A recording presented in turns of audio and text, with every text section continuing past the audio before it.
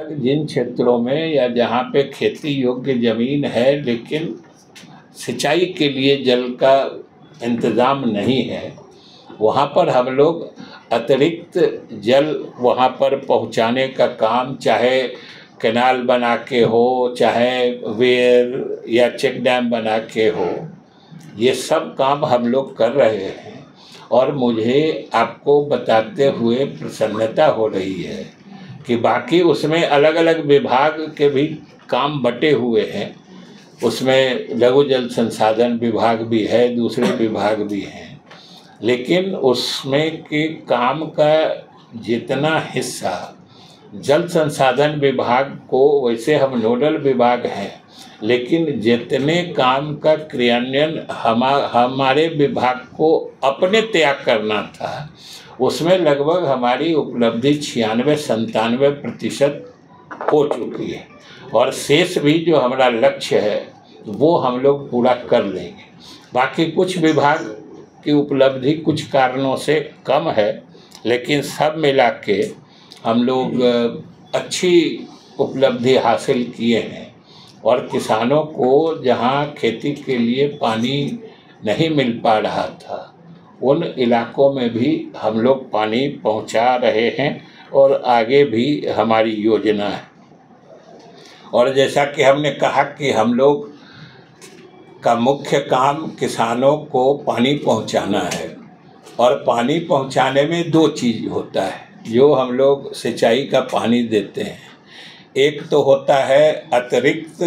सिंचन क्षमता का सृजन, जो कहते हैं कि एडिशनल इरिगेशनल पोटेंशियल क्या हम लोग इंक्रीज किए, कितना बढ़ाए,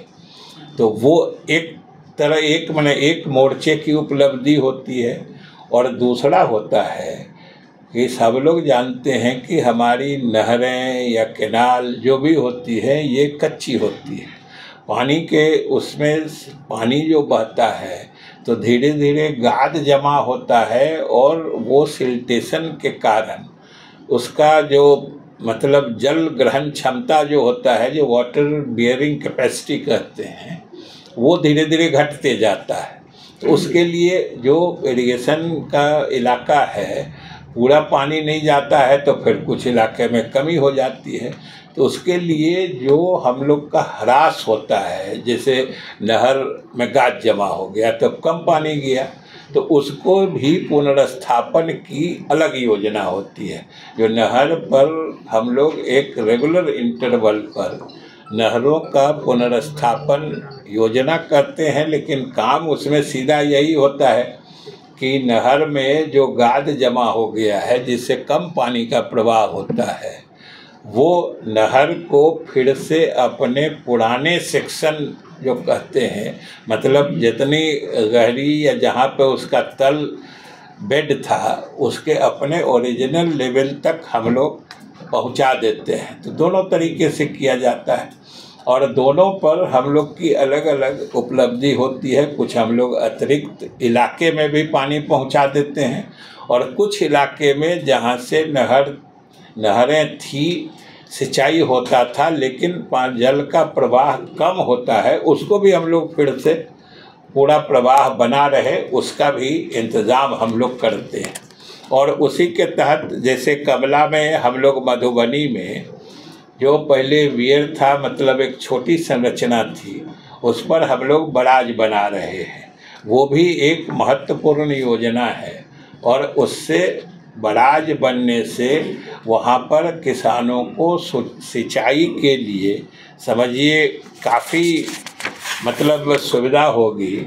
और लगभग 29,000 और 550, मतलब 29,500 मतलब हेक्टेयर में वहाँ सिंचन मतलब सुविधा उपलब्ध होगी। ठीक है। अब हाँ, और इसी तरीके से पश्चिमी कोसी नहर परियोजना भी है। ये समझिए हम लोग लगभग 2372 करोड़ रुपए की लागत से कर रहे हैं, और ये जब पूरा इस्टेब्लिश हो जाएगा तो उधर मधुबनी के और दरभंगा के इलाके में जो भी पंडौल, बासोपट्टी, खजौली, इस सब इलाके में लगभग 1,87,000 हेक्टेयर एरिया में ये सिंचाई सुविधा उपलब्ध होगी। और इसके अलावा हम लोग अपने कैनाल सिस्टम का इफ़ेक्टिवनेस भी बढ़ाते हैं। एक तो दो चीज़ होता है, एक तो जो बेड पे गाद जमा होता है और साइड से जो क्षरण होता है, वो जो स्लाइडिंग पानी मिट्टी गिरती है तो उससे भी नहरों का नुकसान होता है। तो उससे बचाने के लिए हम लोग नहरों में लाइनिंग काम कराते हैं। लाइनिंग मतलब होता है कि नहर के दोनों साइड्स में हम लोग पक्का स्ट्रक्चर, मतलब ईंट का या दूसरा कोई स्ट्रक्चर लगा देते हैं जिससे इसके किनारों का क्षरण नहीं हो, और वो क्षरण होने से भी उसका सिंचन क्षमता घटती है। तो उसके हिसाब से हम लोग उसके भी क्षमता को बरकरार रखने का काम करते रहते हैं। उपलब्धियां होती हैं उसको ये सूचना एवं जनसंपर्क विभाग द्वारा आयोजित प्रेस वार्ता के कार्यक्रम से आपको भी बताते हैं और आपके माध्यम से बिहार के लोगों को भी बताते हैं। आप सब जानते हैं कि जल संसाधन विभाग एक महत्वपूर्ण विभाग है, और वो इस मायने में है कि एक तो भारत अलग कृषि प्रधान देश है, लेकिन भारत जितना कृषि प्रधान देश है उससे अधिक बिहार एक कृषि प्रधान राज्य है, क्योंकि यहाँ अधिक से अधिक आबादी कृषि पर निर्भर करती है और कृषि बिना सिंचाई के कृषि में उपलब्धि सोची नहीं जा सकती। तो उस मायने में खास तौर से ग्रामीण अर्थव्यवस्था जो इस प्रदेश के या राष्ट्रीय अर्थव्यवस्था की रीढ़ होती है, उसको मजबूत करने के लिए कृषि विभाग और जल संसाधन विभाग पर पूरा ध्यान रखा जाता है। और हम लोगों की सरकार जो मुख्यमंत्री नीतीश कुमार जी के नेतृत्व में पिछले लगभग 1.5-2 दशक से काम कर रही है, इसके प्राथमिकताओं में जल संसाधन विभाग हमेशा ऊपर रहा है। और जल संसाधन विभाग के कई प्रकार के कार्य होते हैं। आप सब यहाँ अनुभवी पत्रकार उपस्थित हैं, सबों को मालूम है कि कई क्षेत्र में यह विभाग काम करता है। कि वैसे मुख्य रूप से इसका सिंचाई विभाग नाम पहले हुआ करता था, और आप उसी नाम से ही देखिएगा कि जैसे जैसे नाम बदला है विभाग का कार्य क्षेत्र भी बदलते जाता है। पहले सिंचाई, पहले तो उससे भी पहले नदी घाटी योजना विभाग कहलाता था, फिर आया सिंचाई विभाग, अब उससे भी आगे जल संसाधन विभाग हो गया। तो इसके मुख्य काम या मुख्य जो सिंचाई का काम होता है, किसानों को खेती के लिए सिंचाई का जल उपलब्ध कराना। और दूसरा जो खास तौर से ये पूरे देश में बिहार के साथ मैंने एक तरह से समझिए कि खास समस्या है, ये पूरे देश में और कहीं नहीं समस्या है इस तरह से या इतनी भयावहता से जो बाढ़ की समस्या हमारे यहाँ बिहार को झेलनी पड़ती है। वो चूँकि एक बहुत ही गंभीर समस्या होती है और उसके कारण बहुत ही मतलब क्षति होती है, अर्थव्यवस्था को नुकसान पहुंचता है। तो उसके लिए बाढ़ प्रबंधन भी इस विभाग के मुख्य कार्यों में, और वो बिहार की विशेष भौगोलिक स्थिति के कारण होता है। आप सब समझते हैं कि बिहार मैंने एक तो ऐतिहासिक रूप से तो जो था सो था ही, उसकी अभी हम लोग इस विभाग के संबंध में क्या चर्चा करें, लेकिन भौगोलिक रूप से भी हम कोई बहुत भाग्यशाली प्रदेश नहीं है, इसलिए कि हमारे यहाँ का पूरा जितना भूभाग है उसका समझिए कि 73% एरिया बाढ़ प्रवण है, मतलब फ्लड प्रोन है, कि उन इलाकों में बाढ़ आ सकती है। और एक बार बाढ़ आई तो समझिए कि आप पिछले समय में जो भी चाहे आधारभूत संरचना हो या फिर किसानों के फसल पैदावार हो, वो सब बाढ़ को भेंट चढ़ जाते हैं, काफ़ी नुकसान होता है। इसलिए इस विभाग के मैंडेट में प्राथमिकता में बाढ़ प्रबंधन भी होता है। और धीरे धीरे अब जब जल संसाधन हो गया है तो हमारे पास जितना जल किसी भी पूरे वर्ष के काल में जिस समय जितना जल उपलब्ध होता है उसका हम लोग जो ऑप्टिमम यूज कहते हैं कि अधिक से अधिक जो लोगों के हित में उसका कैसे उपयोग कर सकते हैं, ये भी देखना इस विभाग के मैंडेट में धीरे धीरे आ गया है और हम लोग उसके लिए भी करते हैं। सबसे बड़ी बात है कि जो अभी जो हम लोग बरसात के समय से गुजर रहे हैं, सब जानते हैं कि इस समय में हम लोगों के यहाँ जल की अधिकता रहती है। और अधिकता अब एब्सोल्यूट टर्म में हम अधिकता नहीं कर सकते,